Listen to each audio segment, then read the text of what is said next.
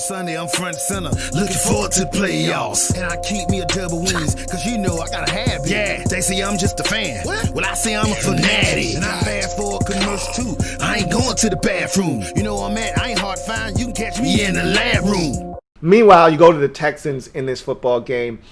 We killed the Texans for the trade. And I'm still asking, man, Deshaun Watson looked like he missed his best friend tonight. I'm not going to lie to you. It's cool to have David Johnson. And David Johnson looked pretty damn good tonight. And we killed them for this trade because it wasn't equal value. But as I've learned in the NBA, you never get equal value for trading a star. But you can try. And in the NFL, you usually get 2 first-rounders for a star. Okay? Ask the Minnesota Vikings. Ask the Oakland Raiders, now the Vegas Raiders. You know, even though the Giants, I don't know if they got 2 first-rounders, but they got some good stuff. They got some players. You know, they got a player that was a first-round pick and a first-round pick, so it felt like 2 first-round picks. Whatever the case may be, it didn't feel like they got good value. David Johnson looked good tonight, and if he can get back to his form of 2016, then you'll feel good. You'll feel better, but you'll never feel like you got equal value because you took away the best receiver. And again, we could argue about 1A, 1B with Michael Thomas, whatever. He's still one of the 2 best receivers in the league off of his team, and I get why you did it, but you didn't get enough. But David Johnson looked good tonight. And you know what I also looked at and I said to myself, that's a pretty nice formation, is the Johnson and Johnson formation. Johnson and Johnson. You know, and it was short-lived because one of the Johnsons got hurt. And at one point, both Johnsons got hurt. I'm not going to keep saying Johnson tonight, so you guys calm down, okay? But you know, at one point, they had Johnson and Johnson in the backfield. I'm like, this is a pretty tasty formation here. You can do a lot of things with this. Both of these guys can catch it out of the backfield. You can create some mismatches. You can motion these guys out of the backfield, get a one-on-one matchup with a backer or a safety. There's a lot of intriguing things. They even had a gun run out of that where David Johnson was the lead blocker for Duke Johnson, who got an 8-yard gain. There's a lot of cute things you can do out of that Johnson and Johnson formation. But again, they got to stay healthy. And at one point, they were looking at David Johnson on the sideline. He ultimately came back. And at another point, Duke Johnson was out and he left the game and did not return with a knee injury. So, you know, that's always been the knock on Duke Johnson, not able to stay healthy. But they got some things in Houston, you know. And what I also noticed and jotted down is they got a ton of speed at receiver. Now, you know, you subtracted a plus playmaker in Nuke Hopkins, you know, when you traded him away. But what you did add by trading him away was more speed at the receiver position. All of those guys, Randall Cobb, even at his ripe old age, can still run. You add on Brandon Cooks, who is a certified Blazer. And obviously, and we know at some point he's probably going to have some kind of soft tissue injury or an ankle injury. But Will Fuller is an absolute bona fide speedster. So they can run at the receiver position, but they didn't separate. And that's always been the knock on Brandon Cooks is like he's fast, but does he really separate? And you didn't really see him getting away from L'Jarius Sneed tonight. None of those guys really did. And Kenny Stills can run too. They've got weapons for Deshaun Watson. There isn't a shortage of weapons out there. But the offensive line did not look good tonight. I look, some of that you have to give credit to the Chiefs. And I want to stress this. You know, between Frank Clark and Chris Jones and Spagnuolo just getting freaky in his bag of tricks, going with a zero blitz and just throwing the kitchen sink at Watson at times. They put pressure on his ass. He was running for his life back there a lot of the night. They sacked him at least 4 times. Got to give the Chiefs defense some credit for being able to apply pressure on Deshaun Watson, but at the same time, got to be able to hold up and give your guys some time to locate the receivers and get them the football, especially against this Chiefs secondary that was shorthanded.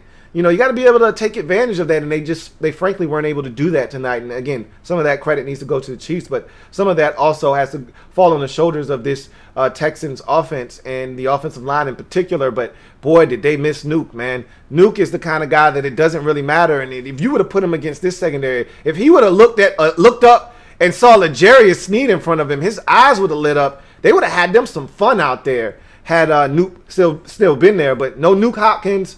And now you got to find a way to spread the wealth amongst all of these other wide receivers. So that was something else I noticed. You know what? I like Justin. Reed. He's a good football player, man. I really like him. I thought it was a great breakup in the end zone on Robinson, Demarcus Robinson on that first possession. Stuck his hand in there, and that's one-on-one with a speedster wide receiver too. And he can run as well. We know that, but to be able to open up, run, and stay in phase and get your hand in there, that was a tremendous play. He made some other good plays down by the line. I just like Justin Reed on the little play that the Chiefs love to run with Travis Kelce coming across the formation out into the flats. He tackles Kelce there for a no-gainer. He's a good football player. I like Justin Reed a lot. You know who else was impressive tonight early on especially? And I killed the Texans for this trade when they traded Clowney, because we know Bill O'Brien never seems to get equal value for these star players. But that Jacob Martin dude, he has some talent, man. And I remember some Seahawks fans and some Texans fans when the trade first happened telling me, man, this Jacob Martin dude's he's no slouch. He's no Clowney, but he's no slouch either. They were right. This guy has some talent off the edge, man. He ran past Mitchell Schwartz like he was standing in place. And Mitchell Schwartz is a guy that generally doesn't get beat. So that was pretty damn impressive by Jacob Martin. They've got some stuff, man. I like the kid that they drafted out of Florida this year coming off the edge, and Jonathan Grenard. They could have some stuff if they put all of this together and these guys develop. You know, they could have some stuff in Houston along with Whitney Merciless and all of those guys. They just got to put it all together. And question, is that the same Anthony Weaver that used to play in the league along the defensive line as your defensive coordinator and defensive line coach? I don't know the answer to that. I'll do some deep diving and some digging, but he looks pretty young, like a guy that used to play in the league. It's pretty damn interesting if that is the same Anthony Weaver.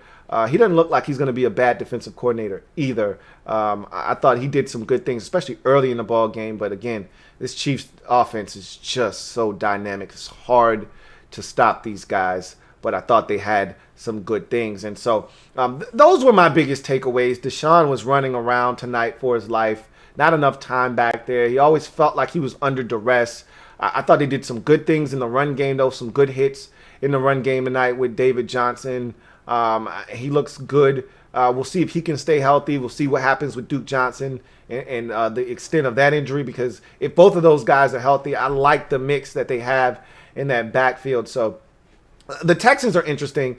They weren't going to win this game. I don't think they're going to win next week either. But when it's all said and done, we're going to look up. They're going to be 9-7, 10-6, somewhere in that general vicinity, right in the mix in the AFC South. And like Bill O'Brien seems to always be able to do, because Deshaun Watson is his quarterback, he'll pull a rabbit out of his hat. They'll win 10 games, win the division, host a playoff game. And even though we think Bill O'Brien is a clown, he'll be back in Houston yet again. Silver V. My man Silver Villain says, the Texans look as if they have a Hopkins hangover. Do you think the offensive funk will last all year long? No, I don't think it will. They'll be just fine. They've got enough talent. The problem is, however, this offensive line needs to be better. I think they'll be fine. Watson always finds a way. I've said this. There are only about 3 or 4 elite quarterbacks that lift the play of others around them. And it's not like a Green Bay situation, for instance, where Aaron Rodgers has to lift the play of guys like Jake Kumaro, or Valdez Scantling, or guys like that. There's actually talent. I ran through the list of receivers. There's talented guys around Deshaun Watson. There are playmakers there. They'll be fine. They just got to protect better. That's what it all boils down to. It felt like in every crucial situation tonight, or even on 2nd down and 7, after they felt like they got a good gain on 1st down, he was running for his life. So they've got to protect better up front, or they've got to get the ball out of his hands quicker. One of the two, really preferably both.